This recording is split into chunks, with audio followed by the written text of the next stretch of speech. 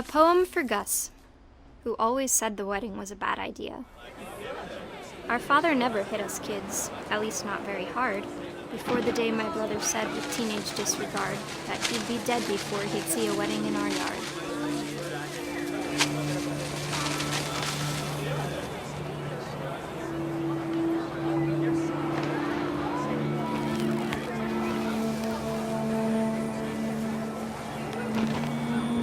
My father made him come, of course, but Gus stood far apart, just flew his kite and bottled up the storm inside his heart.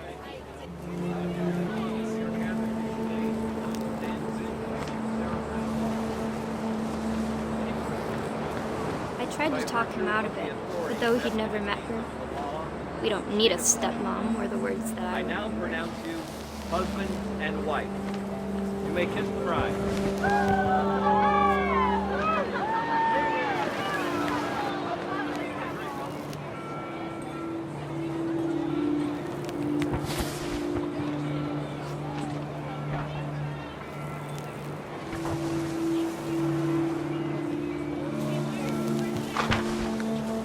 When the time for photos came, Dad ordered him to come here. But Gus declined, and as a sign held up his middle finger.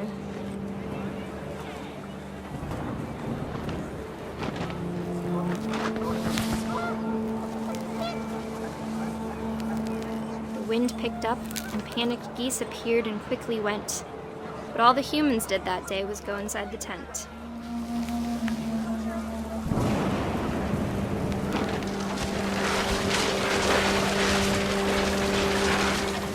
The rain came down in buckets then, but no one seemed afraid that nature might destroy the tent our dad had crudely made.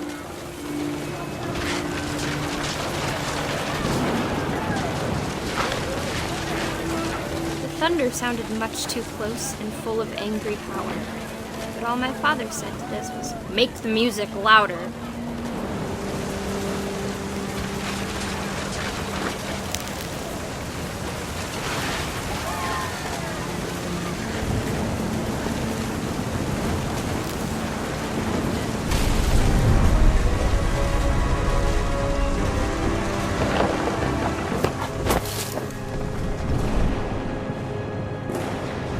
I wish that I could truly say I thought about you on that day. Out there on the beach alone, just you, the wind, the sea, and foam. But I didn't, until we found you.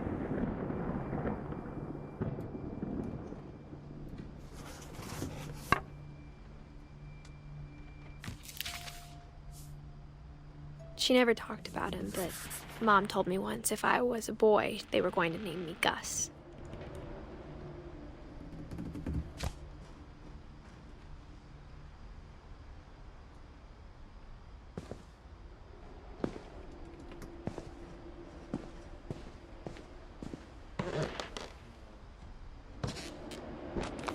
My mom moved up to the loft after her brothers died. At the time, it was as far away as she could get.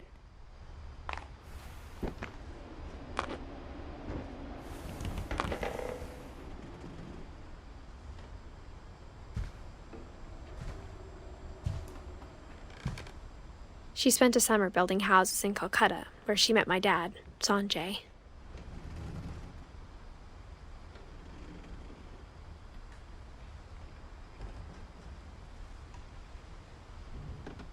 My mom moved to India a week after graduation and got a job teaching English. Louis was born a year later.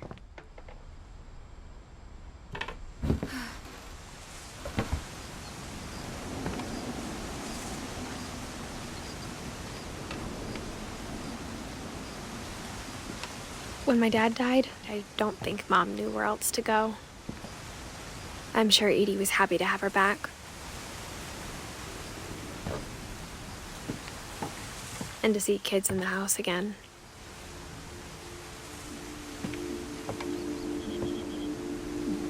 The house had to get a little bigger, but Edie was used to that.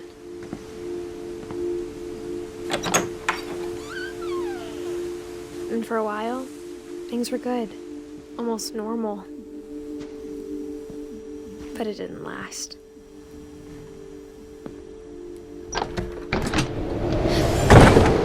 beginning of the end was Milton's 10th birthday, when Edie gave him a castle.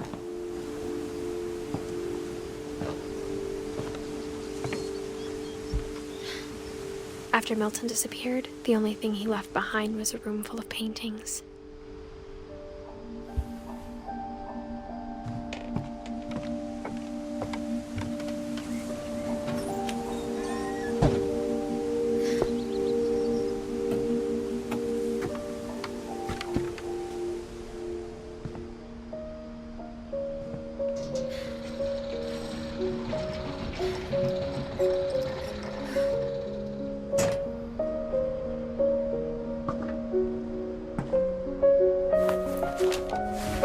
Milton Finch in The Magic Paintbrush.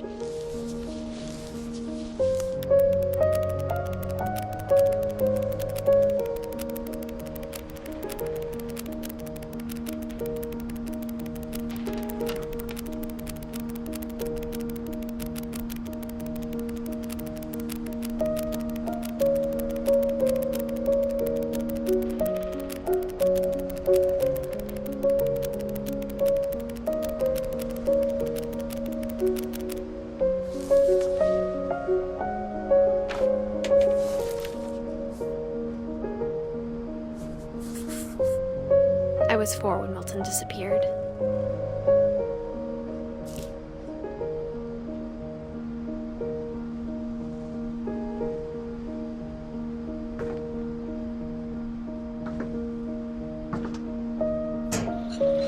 Mom spent months searching for my brother. Then she sealed the doors.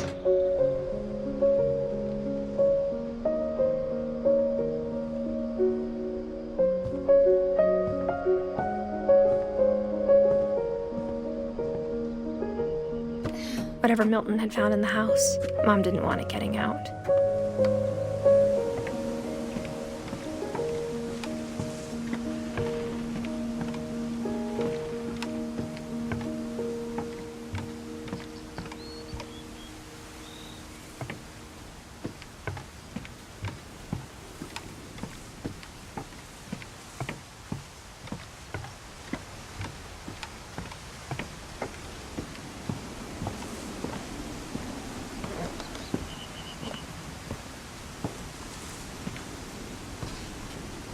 Mom definitely blamed Edie, but I think Louis blamed himself. After he graduated, he just spent more and more time in his room, until Mom got him a job at the cannery.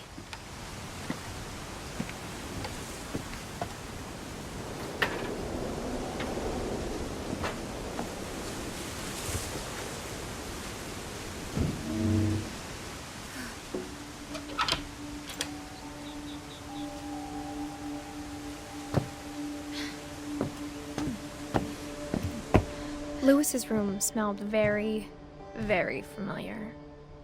That part of him lived on.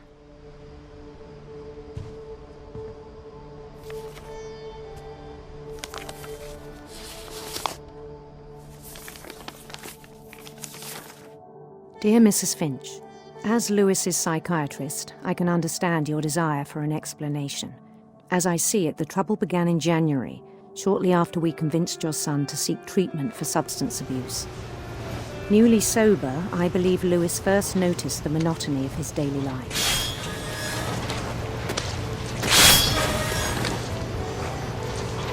He kept working at the cannery, but he withdrew part of himself. In our sessions, I saw the same behavior. His mind began to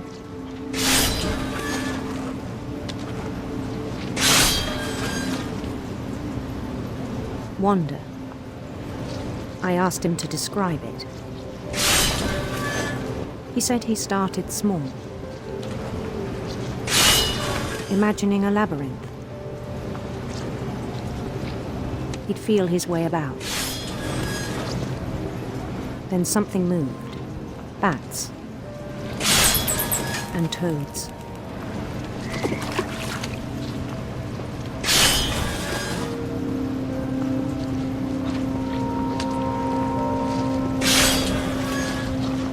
And things that have not names.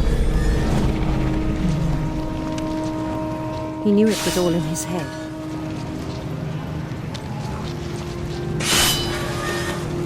But he took it very seriously. I had hoped he'd find himself.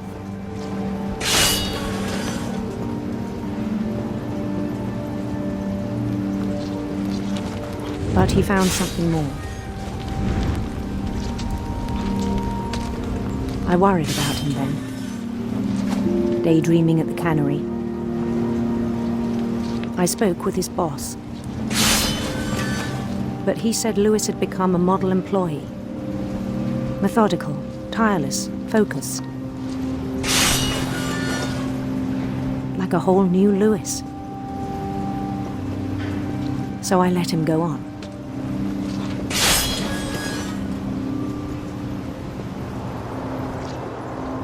I even encouraged him. It seemed very promising at first. He told me he'd made a new friend.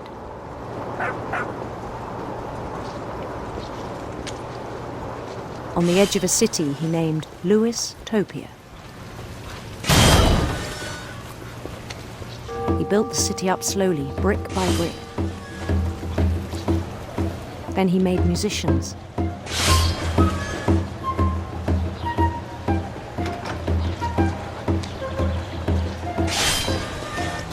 And songs for them to play. He talked about starting a band. And he was always humming something. Every day his imagination grew stronger.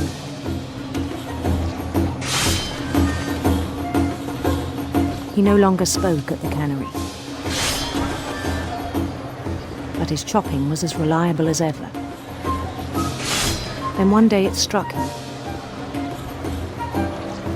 that all the cheering crowds, even the stones under his feet,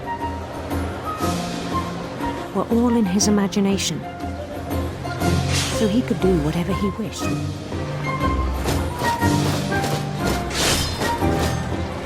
He held an election for mayor. And he won. They begged him to stay, but his mind was already wandering. It became a game for him.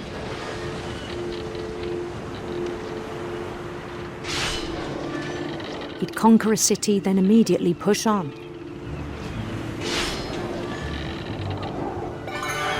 New Louisville.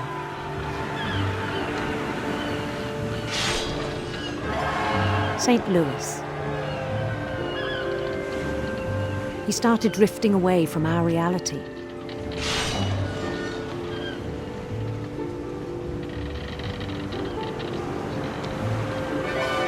Minneapolis, until one day he forgot to go home from the cannery. Even as his mother pleaded with him, part of Lewis kept sailing on.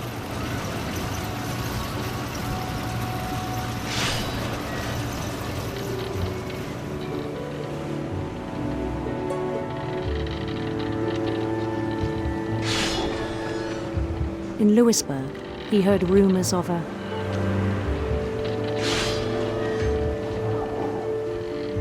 beautiful prince.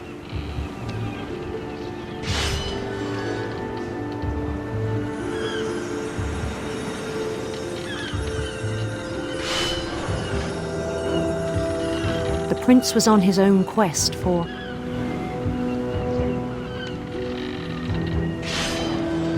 radiant rainbows.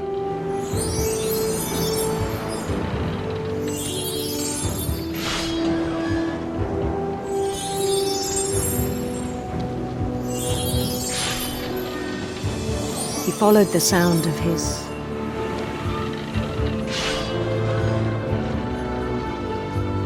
silver harp.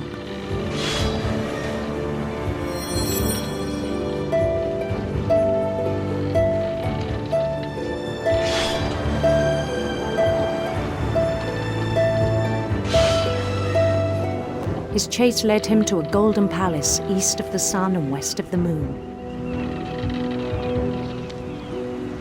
He Even then, his logic remained sound. He knew the world was all in his imagination.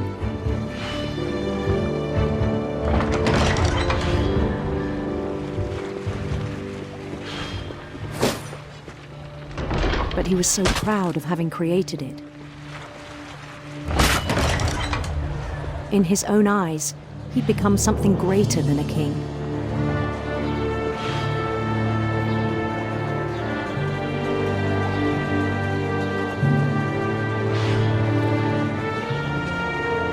For someone who'd never known success in the real world, I think it was overwhelming.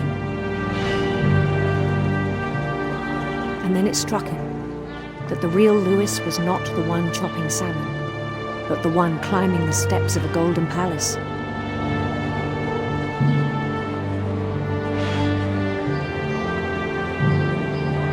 My imagination is as real as my body, he told me. It was hard to argue with him.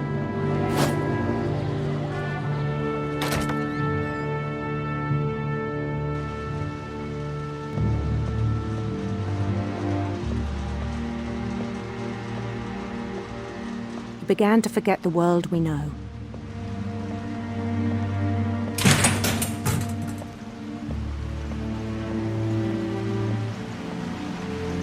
I think it pained him to remember Lewis, the cannery worker.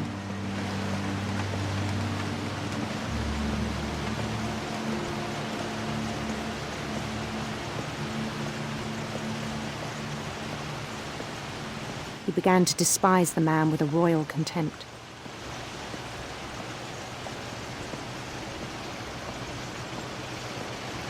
I still thought I could save him.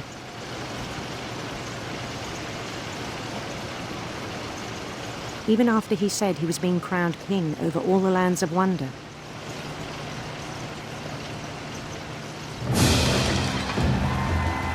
The palace would be packed with his companions.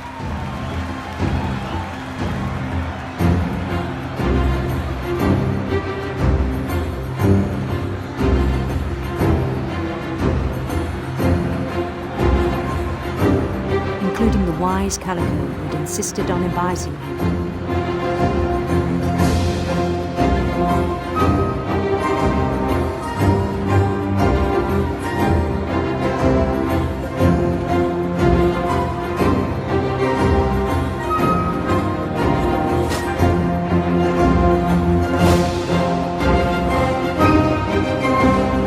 His prince waited, holding his crown.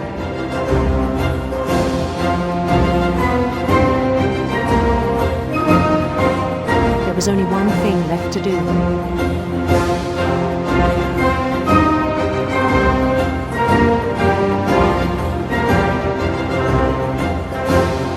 Bend down his head.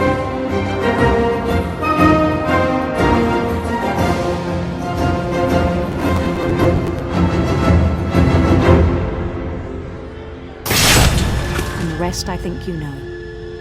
Mrs. Finch, your son was a kind man who will be missed by all of us who knew him.